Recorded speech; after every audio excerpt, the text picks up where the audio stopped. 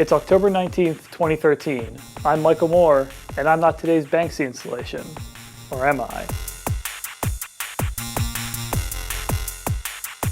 It turns out Watch Dogs isn't the only next-gen title being delayed until next year, so is DriveClub. Sony's Shohei Yoshida took to the PlayStation blog this week to confirm rumors that Evolution Studios' racing game has been delayed, saying the PlayStation 4 racing game will now arrive in early 2014.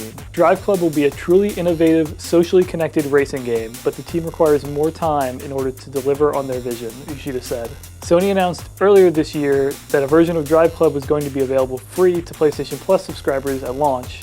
Given the delay, Sony has swapped in the puzzle platformer Contrast and offered a free weekend of Killzone Shadowfall to members. While DriveClub's delay is a bit of a bummer, racing fans will have lots of options this fall, including EA's Need for Speed Rivals, which we happen to have a preview up on the site for today. Sonic the Hedgehog is back, again, and two of our editors have ridden the Sonic cycle and been thrown clear of the wreckage that is Sonic Lost World. Deputy Reviews editor Phil Kohler was less enthusiastic about the 3DS version of Lost World, calling it the slowest Sonic game he's ever played, with a sloppy and inconsiderate execution paired with some terrible boss fights. And as for the Wii U version, I'll let editor-at-large Chris Plant talk about it.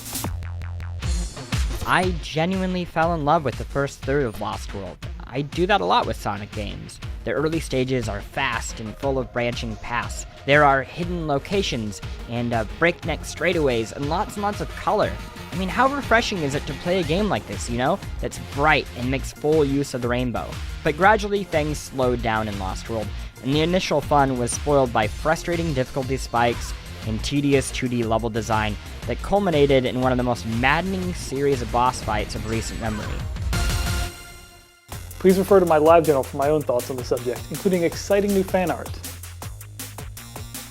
Finally, in our new feature, we take a look at the hot topic, the grueling development hell that is the crunch. We spoke to the developers at Arrowhead Games, creators of Magicka, to learn how the act of crunching on that game, putting in 70+ hour work weeks, caused emotional and physical exhaustion. Heated arguments, and ultimately led to the decision to ban crunch at the studio. The developer, who has been working on the top-down shooter Helldivers for PlayStation 3, PlayStation 4, and Vita, explains its new approach and how it plans to avoid crunch in the future. There's also a bit of info on Arrowhead's approach to Helldivers, which should be out next year. And that's it for today, Polynauts. Now I gotta get out of here before someone burns me like all the rest of the Banksy stuff.